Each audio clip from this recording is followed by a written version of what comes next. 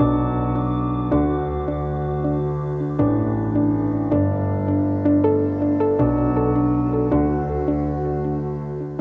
Andrew Bernard, and you're listening to East StoryCast, histories of trauma and emergency surgery told by the people who are there.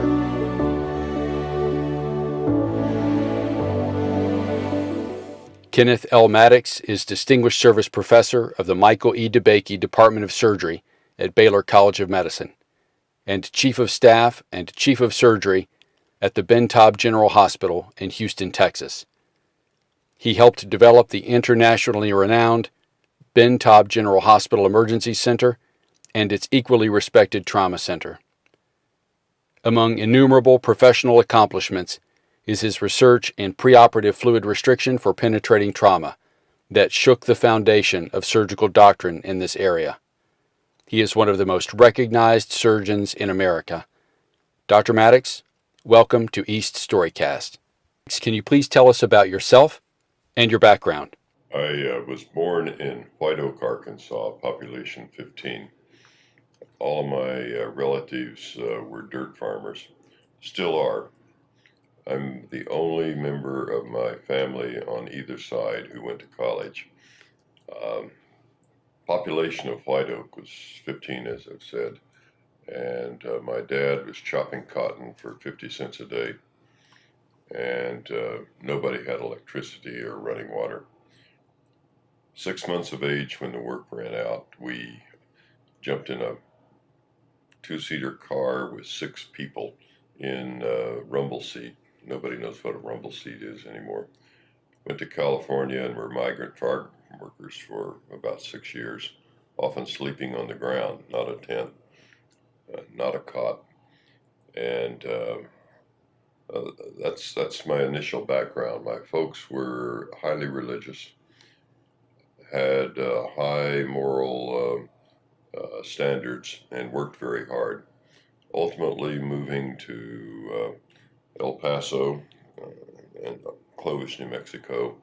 Went to college in Plainview, Texas, where I went originally to either sing in a religious quartet, gospel music, or be a Baptist preacher.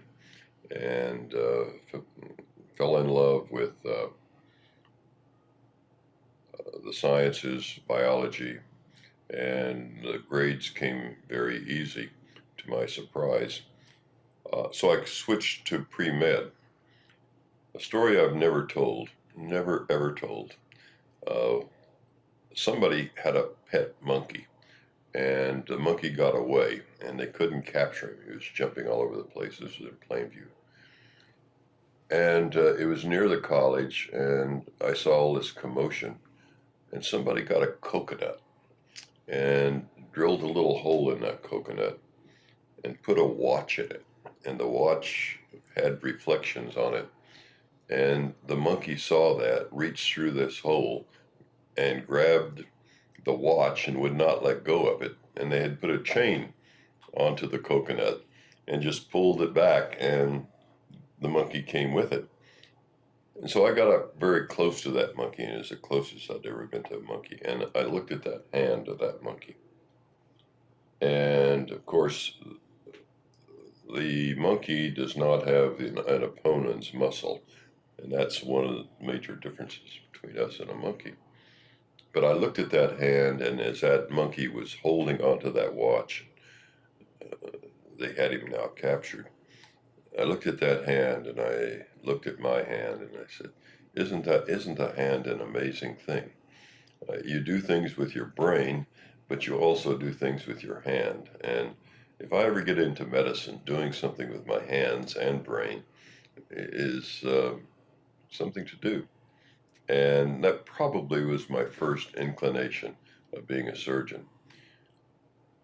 I chose to go to Baylor because I thought it was the toughest, highest road I could get in medical school.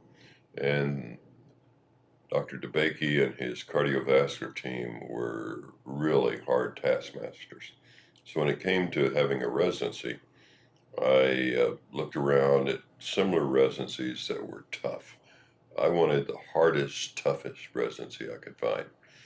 And I stayed there and then stayed there on the faculty. And despite many attractive jobs being offered to me in all sorts of arenas, I've stayed there my entire career. And I've always been enchanted by the hardest, toughest operation. And go to the heart of danger, and there you find safety. And I like to train the toughest egos that came around who were motivated to also take the high, hard road. Dr. Mattox, thank you for joining us and for all you've contributed to our great profession.